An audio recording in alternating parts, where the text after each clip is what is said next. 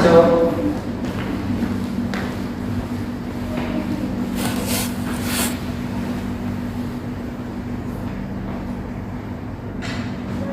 Waalaikumsalam. Silakan masuk. Ya.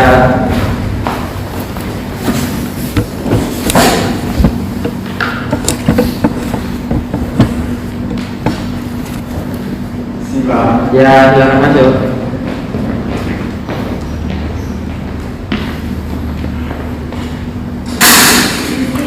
Ya, silakan masuk.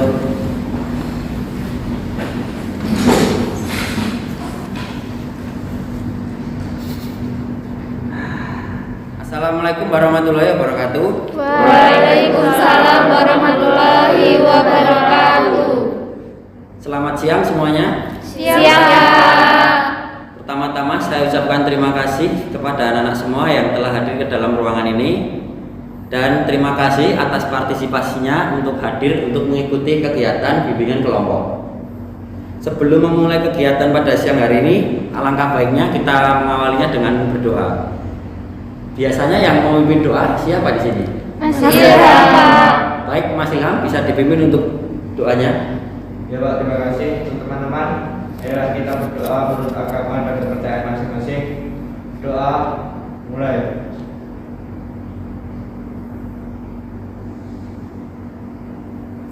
Doa selesai. Baik, terima kasih Mas Ilham. Apa kabar anak-anak pada siang hari ini? Baik, Pak. Sudah istirahat semua ya? Sudah. Sebelumnya, perkenalkan nama saya Alfian Lanang Hermansyah.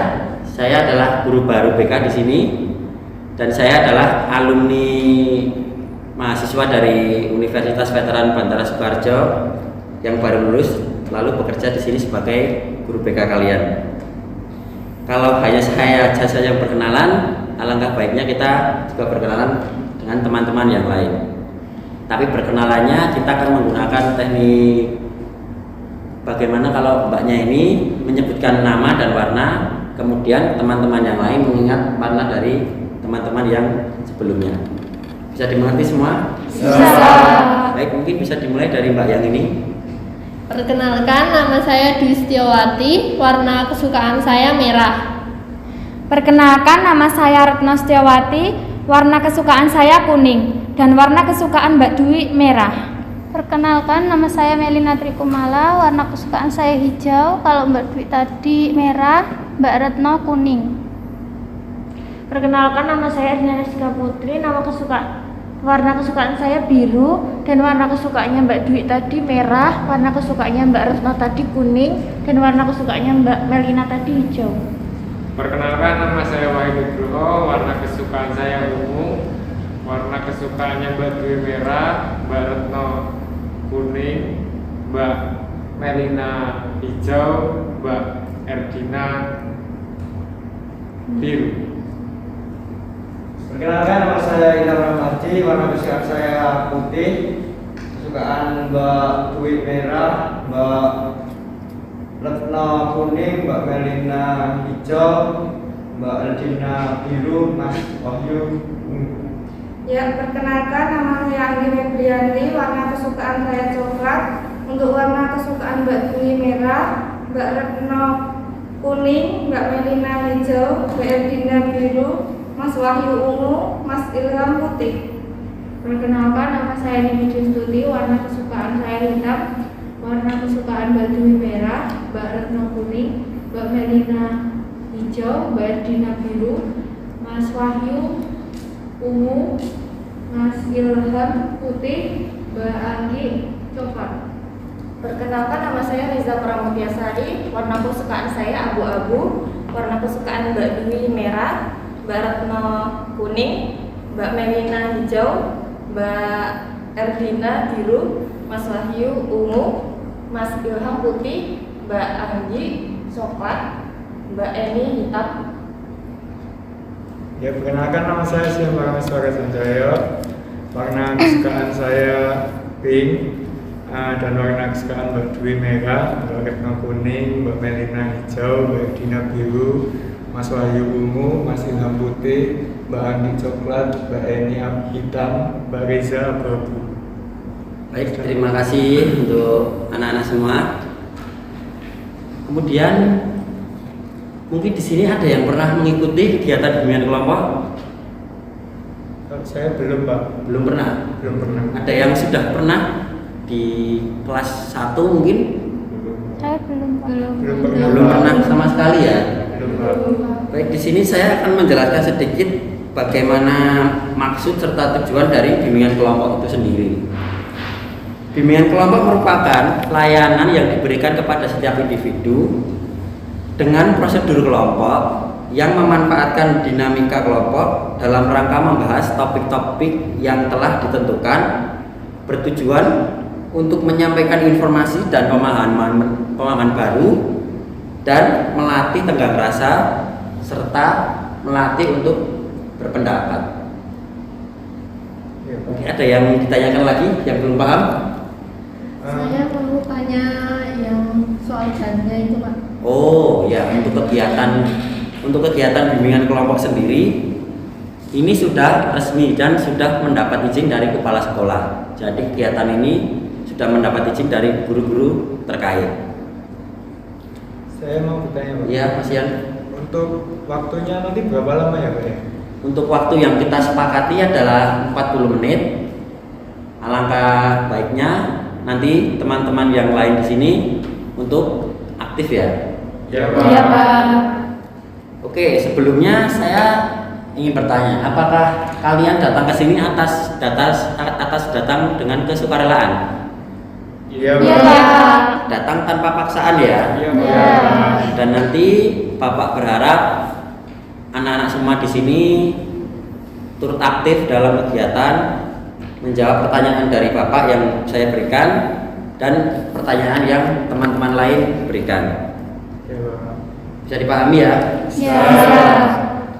Dan di sini saya sebagai pemimpin kelompok akan memfasilitasi serta menjembatani kalian dalam melakukan tukar pendapat dan tanya jawab. Sampai di sini paham? Paham, Pak. Dan kalian akan berperan untuk aktif menjawab pertanyaan dari Bapak yang sebagai pemimpin kelompok, serta menjawab pertanyaan dari teman-teman mungkin yang ingin bertanya atau ingin berpendapat. Bisa dimengerti ya? Bisa. Oke. Sebelumnya kalian sudah siap semua? Sudah, Pak. Untuk tujuan kita di sini adalah tetap untuk bertukar pendapat ya, jangan sampai lupa. Dan Bapak ingatkan lagi untuk tetap aktif, saling bertukar pendapat, tidak usah malu dan takut karena ini rileks, tidak seperti di mata pelajaran yang lain, dilarang berbicara atau yang lainnya. Di sini kita harus aktif untuk bertukar pendapat. Baik, kegiatan akan segera kita laksanakan. Mungkin ada yang ingin bertanya lagi tentang apa itu bimbingan kelompok atau perjalanannya nanti bagaimana? Saya, Pak. Ya. Untuk topiknya itu apa ya, Pak? Untuk topik sendiri, Bapak akan menjelaskan sedikit tentang topik yang akan dibawakan dalam bimbingan kelompok. Dalam bimbingan kelompok sendiri ada 2 topik, yaitu topik tugas dan topik bebas. Topik tugas sendiri adalah topik yang sudah dipersiapkan atau sudah diberitahukan dulu kepada anak-anak untuk kegiatan bimbingan kelompok. Dan topik tugas sendiri adalah topik bebas. Topik bebas itu adalah topik yang belum dipersiapkan. Jadi topiknya itu kita nanti bisa berpendapat dan kita bisa kita pendapat bersama apa topik yang ingin dibawakan. Karena topik yang kali ini kita belum persiapkan, jadi alangkah baiknya teman-teman di sini boleh mengutarakan pendapat topik apa yang ingin kita bahas. Ya, Pak. Ya, Mbak Eni. Bijak dalam bersosial media, Pak. Oke, Mbak Eni mengatakan bijak dalam bersosial media. Anak-anak yang lain? Pak. Ya, Mbak Erina. Pengaruh dalam bermedia sosial. Pengaruh dalam bersosial media. Ada lagi? Saya, Pak. Ya, Mas Wahyu. Sopan santun dalam bermasyarakat. Oke. Mas Wahyu bersopan santun dalam bermasyarakat. Ada yang lain? Ya Pak, Ya, Mbak. etika Retno? dalam bermasyarakat. Oh ya, etika dalam bermasyarakat. Lalu atau sudah? Baik, karena ada yang mengatakan etika dan bagaimana sopan santun dalam bersosial media ataupun bermasyarakat, kita akan mengangkat topik adalah berbijak dalam bersosial media ataupun etika dalam bermasyarakat di era digitalisasi sekarang ini. Bisa ya? Bisa Pak. Karena anak-anak memilih topik tersebut, Bapak ingin sedikit bertanya, apa latar belakang kita harus menyampaikan topik tersebut? Saya Pak. Ya, Mas Ian. Kalau menurut saya itu karena sekarang teknologinya udah maju itu, ya kita harus sebisa mungkin harus mengontrol diri untuk bermain sosial media, Pak. Oh ya. Ada yang ingin menyampaikan lagi? Mbak Dwi. Kalau saya biar itu Pak, kita kan harus bijak ya Pak ya, jadi harus mengetahui positif sama negatifnya media sosial itu nanti gimana. Ya. Lalu apa pentingnya topik ini harus dibawakan untuk anak-anak SMP seperti kalian? Agar bisa mengetahui benar dan salah dari perbuatan yang kita lakukan. Oh ya, agar benar dan salah. Yang lain? Saya Pak, Ya. agar mengetahui dalam beretika bermedia Pak. Ya, beretika dalam bermedia.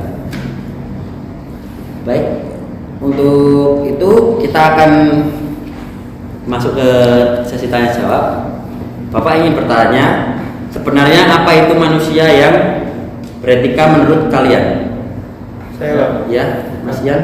Kalau menurut saya itu manusia yang beretika itu yang mempunyai sopan santun, Pak. Jadi contohnya kayak hormat kepada orang tua seperti itu, Pak.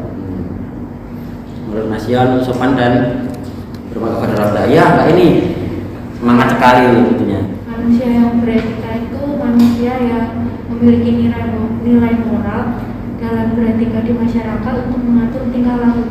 Ya. Saya Pak, Ya, Mbak Retno. manusia yang beretika itu yaitu manusia yang saling menghargai dan saling menghormati antara satu sama lain Pak. Menghormati satu sama lain. Baiklah, tapi bagaimana bentuk etika yang baik di sekolah menurut anak-anak seumuran kalian ini? Ya, Pak. Ya, Mas Ilham. Ya, menurut saya kita melakukan hormat pada guru dan menghargai sesama teman. Gitu. Baik, guru ya dan teman-teman yang lain. Mbak Belina tadi apa ya? Kalau menurut saya itu kita patuh sama aturan yang ada itu udah termasuk beretika dalam sekolah Pak. Ya, dalam beretika di sekolah. Pak, Ya, Mas Ian. saya mau menambahi punyanya Mas Ilham, Ya, Pak. silakan. Jadi kalau Mas Ilham tadi mungkin harus menghargai satu sama lain sama teman-teman juga. Kalau saya juga sama semuanya, Pak. Jadi sama mungkin sama ibu kantin, Ya, sama Pak ya. Bon juga, sama Bapak Ibu guru, gitu Pak. Jadi semua perangkat sekolah ya. Iya Pak. Mas Ilham bisa dimengerti apa yang dikatakan Mas Ian? Siapa? Ya. Lalu apa saja perubahan yang kalian rasakan dengan sekarang semua serba digital? Ya, Mbak Dwi. Perubahannya yang kalau saya lihat di sekolah itu ya teman-teman itu pada gaulnya itu udah lebih ke itu apa menirukan gaya-gaya yang ada di sosial media gitu Pak, yang gaya-gaya luar gitu Pak. Menurut budaya luar. Iya. Ada yang kan? Pak, Iya, Mbak budaya Ina. itu kita itu lebih berwawasan luas gitu loh Pak. Kan ada Google, kita bisa cari apa-apa gitu. Untuk menambah wawasan ya di Iya. luar jam sekolah. Mbak Reza. Kalau saya sama dengan Mbak Erdina tadi, cuma saya itu lebih ke mencari informasinya itu lebih mudah saja gitu loh Pak. Jadi lebih dipermudah dalam mencari informasi. Ya, Pak. Lantas, mengapa kalian sebagai siswa SMP harus menggunakan teknologi digital dengan sebaik mungkin? Ya, Mas Ian. Ya karena ini kan teknologi ini kan udah maju sekali ya Pak ya. Terus kita juga udah masuk apa itu Pak namanya? Industri apa? Industri 4.0. Nah itu ya Pak ya. Ya. Nah itu kan kita juga harus dituntut harus mengikuti perkembangan Ya. zaman itu Pak. Kalau dari saya. Siswa SMP sudah harus wajib memahami dan mengikuti ya. Iya Pak. Mungkin dari Pak Anggi ingin menambahkan. Kalau saya itu berpikir gini Pak, kalau ada yang teman nggak punya HP itu bagaimana Pak? Oh iya, di sini ada yang belum mempunyai HP ataupun perangkat yang lainnya di rumah. Saya sudah sih Pak. Sudah. Saya.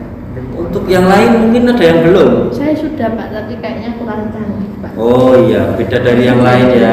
Iya.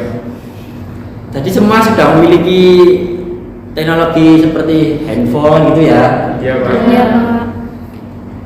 Tapi untuk anak seumuran kalian, biasanya teknologi HP itu biasanya digunakan untuk apa? Saya Pak. Ya Mas Wahyu. Main game. Main game. Oh ada yang seperti Mas Wahyu. Kalau saya nggak suka game Pak, saya lebih suka nonton film Pak. Oh. Saya lihat TikTok Pak. Oh banyak sekali ya.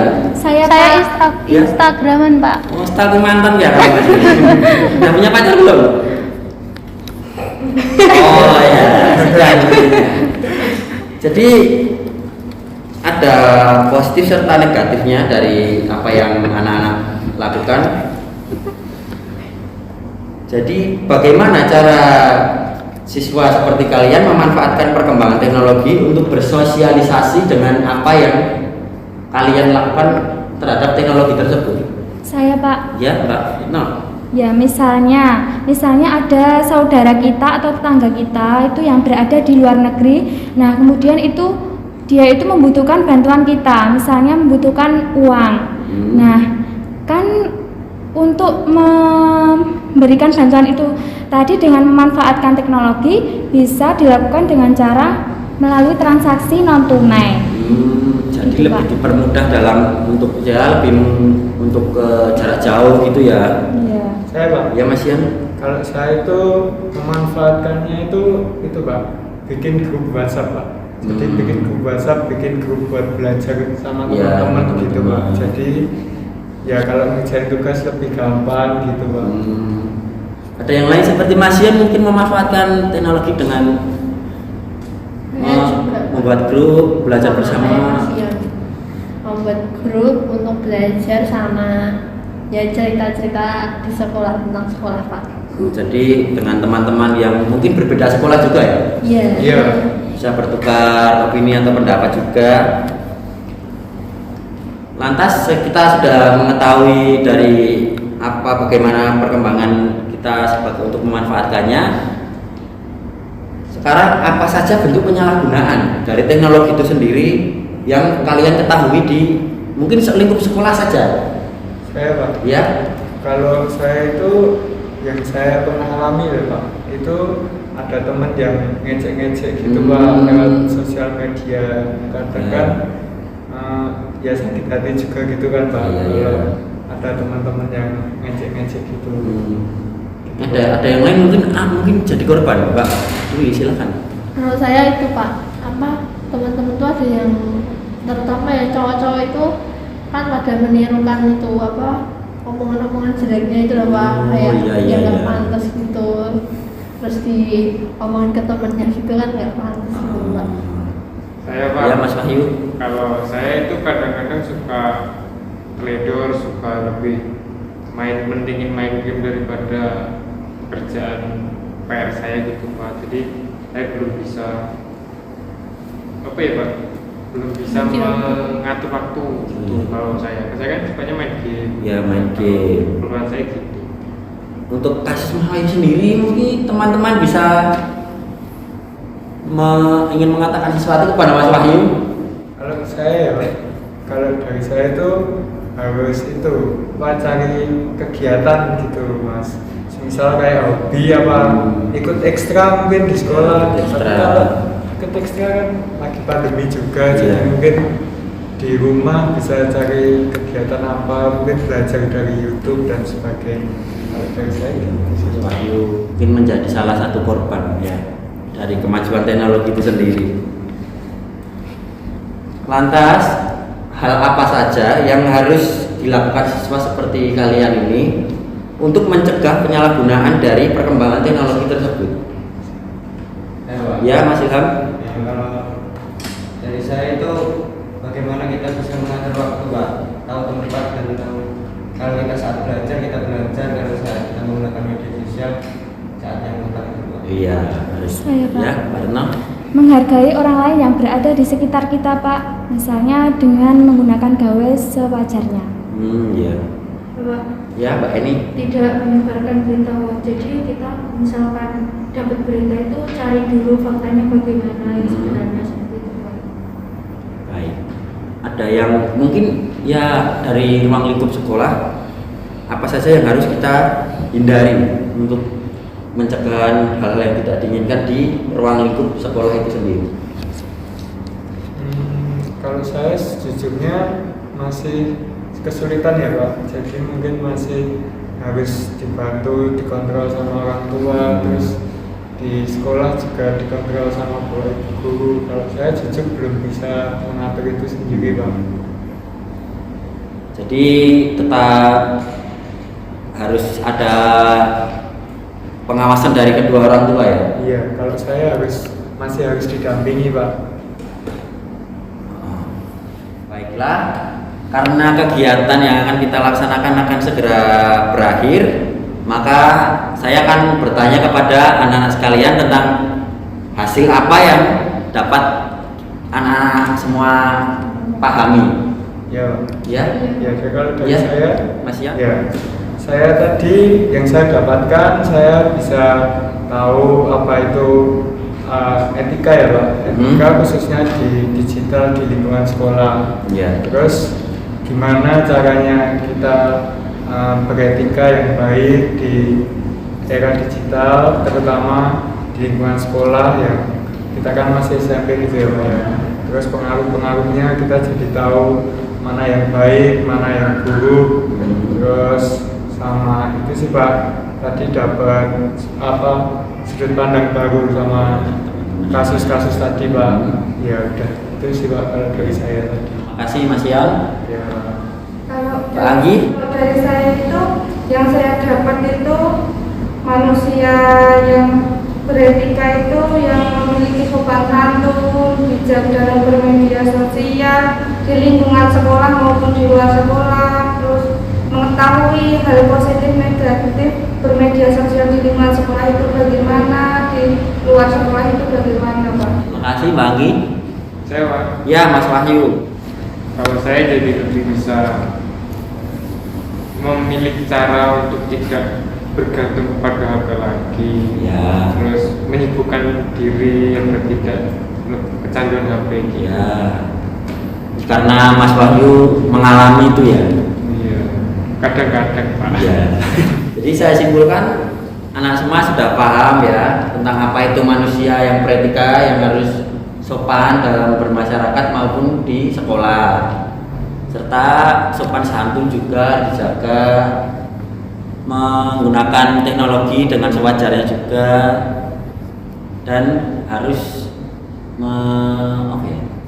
harus tetap bersosialisasi agar dapat pemahaman baru seperti Mas Yon dari sudut pandang juga. Ya, itu mungkin yang kalian pahami atau yang bisa disampaikan pada pertemuan pada siang hari ini. Kemudian adakah pesan dan kesan dari teman-teman yang Kesan dan kesannya sangat menyenangkan, Ya. tapi lain kali topiknya yang lebih menarik lagi mungkin Pak. Oh iya, mungkin ya dalam pertemuan berikutnya. Ya. Ya, Mbak Reza.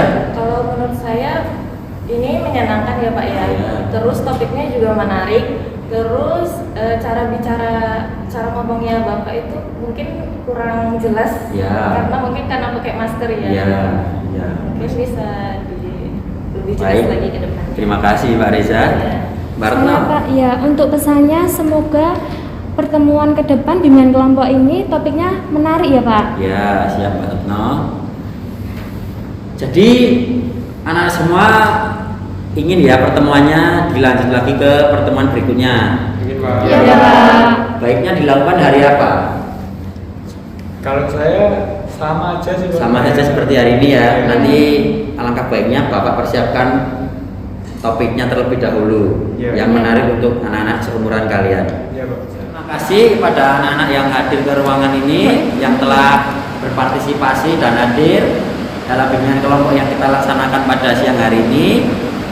Dan tidak lupa Bapak ingin menyampaikan bahwa nanti ada lembar kerja yang harus kalian isi dan diberikan ke Bapak.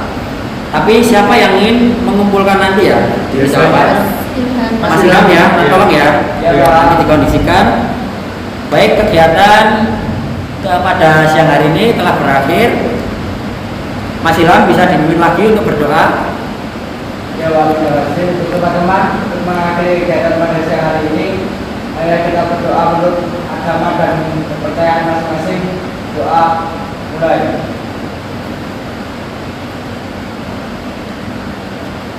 Doa selesai. Baik, terima kasih anak-anak yang telah di ruangan ini ya. Bisa dilanjut ke pelajaran berikutnya. Terima kasih. Selamat siang. Selamat.